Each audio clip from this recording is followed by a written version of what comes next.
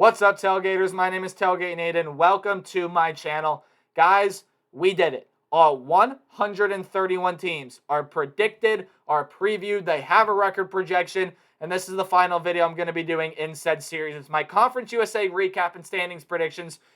So for all of you fans of Conference USA teams out there, if this is the first video seeing of mine, welcome. I've done a preview prediction video on your team, and I have a playlist on my channel. So if you hit that subscribe button, you can go through and watch videos on your favorite team. But hey, maybe this is the first video you're watching. Maybe you started at the Vanderbilt video and have worked your way down. Or maybe, hey, this is you started somewhere in the middle. I appreciate you guys watching this. This took a lot of time, a lot of effort, a lot of long nights. So I appreciate you guys watching these videos, helping support the channel as well. We're over 600 subscribers now. Couldn't be happier. I appreciate you guys a lot. But let's talk about some Conference USA football, right? Last year, this was a team that, well, or excuse me, not a team. This is a conference that had some pretty solid teams. And a couple of them you see on screen. UTSA, Western Kentucky, a couple of the breakout contenders from last year. We had a couple teams make a bowl game that maybe not a lot of people thought were going to make a bowl game last year. Utep is in that category. UAB, been a solid football team. So there were some disappointments in this conference last year as well. I think this is going to be a very interesting conference, and by many, probably is going to be viewed as the weakest conference in the country.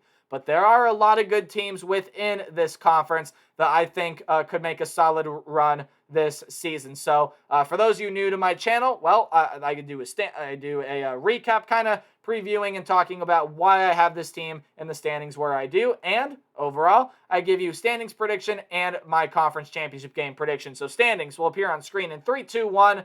These are my projected standings for the 2022 Conference USA college football season. You have UTSA. There's some really good teams in this conference. UTSA, UAB. I think FAU is going to be pretty good. North Texas. We'll talk about where I have your favorite team in a little bit. You see my predicted conference championship game down below me. And we'll talk about that once we get there. But we're going to go right to left, up or bottom to top, kind of talking about these standings here. So let's kick it off towards the bottom. I got FIU and Rice as the two bottom teams in this conference. And honestly, I'm not expecting much from either of these teams. That's why you see them sitting here with 2-9 records. Now, for the Florida International Panthers, I just, again, flat out, just don't expect much from this team this upcoming year. They do have a new head coach. There are some solid enough pieces here on this Florida International team, but overall, I just don't see the Panthers really doing much competitively in this conference. There are a lot of winnable out-of-conference games, but in conference, I think they're going to struggle. They do have a new head coach, so maybe a couple years, but FIU I don't see being much special. Same thing with Rice. Now, they did win 4 games last year, and I could be underestimating this Rice team. I do recognize that. However, this team lost a lot on offense, lost some pieces defensively there as well. And they have a tough non-conference schedule as well. So they'll be tested going in to conference play for sure, because they have to play the likes of, I believe, Louisiana, USC, some other pretty solid teams as well. And Conference USA schedule, it's a hard Conference USA schedule. I do think they'll get 1 win in conference play, but I just don't know how much more this Rice team is going to be able to put up this upcoming season. Middle Tennessee is kind of my disappointing pick in the conference this year. Look, 3-9, 2-6. Going to be a disappointment to Blue Raider fans, I know. But when you look at what this team has, a lot of solid pieces do come back on the offensive end. And this offense could end up taking a step up this upcoming season. But when I look at the defense, there's a lot leaving that defensive side of the ball, especially in the defensive secondary who were ball hawks last year. I'm wondering how much of a ball hawking team Middle Tennessee will be this year. And if that defense is going to be able to keep the ball aggressiveness that it had last season. I have my doubts about that defense, about how aggressive it's going to be, how many interceptions they can pull, and that's why I have Middle Tennessee kind of disappointing this year. I think their offense can only take them so far, so if that defense can stay aggressive, I think they have no trouble overachieving my prediction. Now, when I take a look at some other teams here, we're starting to get into the competitive realm of this conference, and Louisiana Tech is a team that should improve their win percentage. I have them 8th in this conference. Now, Louisiana Tech is the team that only won 3 games last year, but it felt like they were a better team than 3-9. And I do have them increasing that win total, but I think with some tough out-of-conference games, I know they have to play Clemson, some other tough non-conference games there as well. I do think this team is going to be competitive in conference, and I think they're going to win games within Conference USA.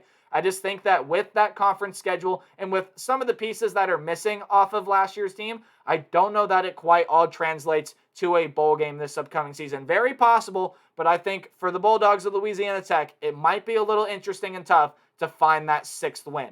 Moving on now to Utep. Now, Utep, one of the more underrated teams in the country, I believe. Now, I don't think they're going to go on a 9-3, 10-2 tear this year like a certain team in Texas did last year that has a sort of same acronym. Again, we'll get there when we get there. But Utep, the Miners, are a team that I still think a lot of people are underrating coming into this year.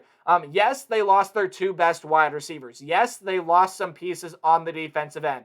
But when I look at this UTEP team, I think Gavin Hardison is going to play well. I think that running back duo is going to play well. And there still are solid pieces on a UTEP defense. That was one of the better defenses in the conference last year. I have this UTEP team going back to a bowl game. Wouldn't surprise me to see them maybe get 7 wins this upcoming season as well. I think they could very easily miss a bowl game as well. But UTEP maybe take some little steps on the offensive end. I think going to be a little tricky to do with their wide receivers gone. But, I mean, UTEP, I think a very capable team, more than capable team of getting back to a bowl game, which is where I have the Miners this upcoming season. Moving on now to the left-hand side of your screen, we're going 6 through 1. Western Kentucky is here at 6. I think it's no surprise to people that this team is going to end up taking a step back this upcoming season. I have them 4-4 in conference. Now, Western Kentucky, a little bit of a weird scheduling quirk. No, that is not a typo. They do play 13 regular season games this upcoming season, which is why I have them at 7-6. So a slightly above 500 record.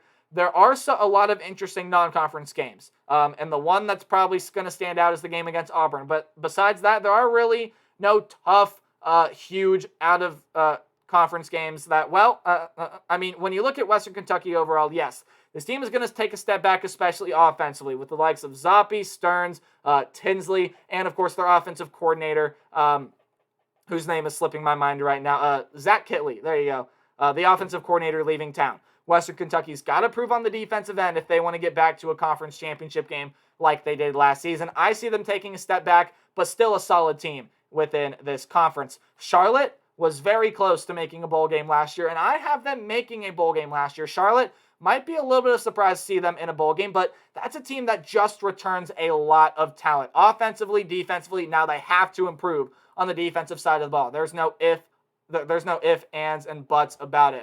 I mean, Charlotte's got to improve on the defensive side of the ball in order for this prediction to work, which I think they do. I do think they improve on the defensive side of the ball. Other than that, they return a lot on the offensive end, including their quarterback, Chris Reynolds, who is one of my more favorite quarterbacks in the conference. I think could end up putting up some pretty solid numbers for them this year. I like this Charlotte team. I'm a little higher on them than most. I know some people have Charlotte like 4-8, 5-7. I think this team is able to get in to a bowl game this upcoming year. I have them 5th in the conference. I got North Texas at 4th in the conference. And what I've talked about with North Texas is, yes, my prediction is lower than how I've been hyping up this team.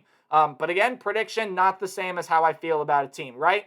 North Texas is a team that I feel like if there's going to be a UTSA again this year, it very well may be North Texas. Yes, there are a lot of pieces leaving that team, but there are also a lot of pieces coming into that team, and there are pieces that, well, frankly, come back to that team that I think are going to make North Texas very, very dangerous in conference play. Anyone that has the mean green on their conference schedule, watch out. That's going to be a very, very hard game for whichever team happens to play North Texas this year. I do see them dropping their fair share of games here and there are some interesting games in non-conference play against some American athletic opponents. Overall, I do think North Texas is going to fare pretty solid this year, and I got them 4th in the conference. I got Florida Atlantic at 3rd in the conference here with the same record as North Texas, 7-5, 5-3 in conference play. Now, Florida Atlantic, or FAU rather, the Owls are a team that, again, much like Louisiana Tech, should improve their win total from last year. Florida Atlantic only won 5 games last year, but they felt more like a 6-6 team, right?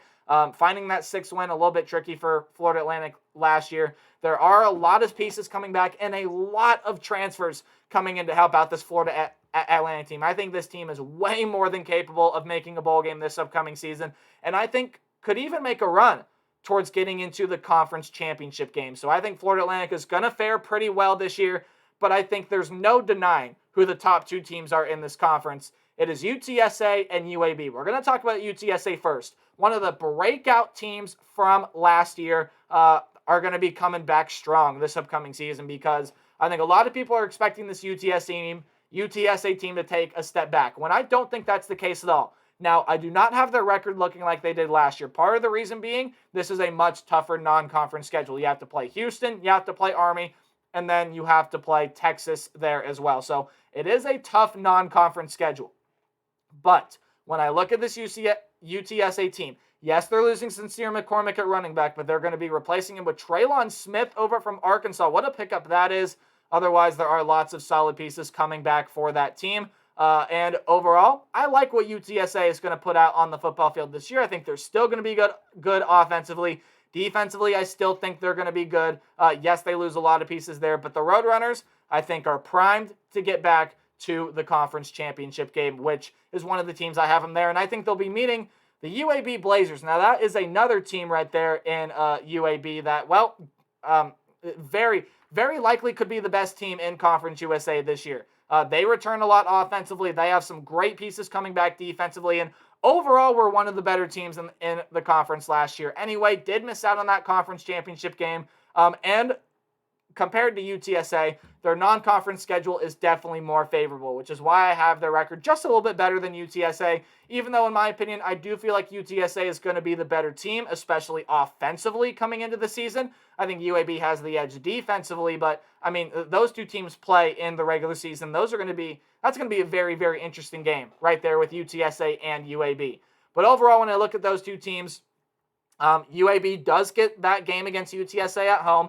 UTSA, however, is coming off a bye week, so I think that is as true of a 50-50 game in this conference as you're going to see this year. Flip a coin, flip it up. I think it's going to be a fascinating game to watch, and the reason why UAB is ahead here is because I do give them the slight edge against UTSA within their home building. I think both programs are going to be phenomenal football teams this year, and I have them rematching each other in the Conference USA football championship game. UTSA, UAB, for the rights to be crowned Conference USA champions. And again, I do think the better team is UTSA. I am leaning UAB in the regular season just because home field advantage in a true 50-50 coin game flip, or a true 50-50 coin flip game. Kind of just how I end up deciding things. But I do have them rematching in the conference championship game. I think these are hands down the 2 best teams in this conference. And while I could see some teams like Florida Atlantic, North Texas, maybe if they can get on a roll, maybe Charlotte, Western Kentucky, Utep can make a run towards this conference championship game. I think far and away, these 2 teams are the best teams in this conference. They have the most talent in this conference, and I see them both rematching each other from the regular season in the conference championship game. And I think it's going to be a very, very fascinating game to watch as well. So there you go, guys. Conference USA predictions are done, which means all 131 teams and all the standings are predicted. You guys can go through, watch as much or as little as you want. But I appreciate all of you guys that watched any one of my videos this upcoming season, and even to those of you that gave feedback in the comment section below. But tomorrow, guys, I will be putting up my top 25 and then videos. Not quite sure what they're going to look like from there, but there is some fun stuff coming this offseason. What I'm looking forward to, I'm going to be debating a couple things within myself here. You guys are not going to want to miss it, including, if you're an Ohio State fan out there, some Ohio State season previews as well. So, hey, I thank you guys so much for watching this little series. Please remember to like, comment, and subscribe. Ring the bell, share my videos, anything. Help support the channel. And remember to play hard, but tailgate harder. My top 25 for the preseason is coming out tomorrow. I will see all of you guys in the next video. Goodbye.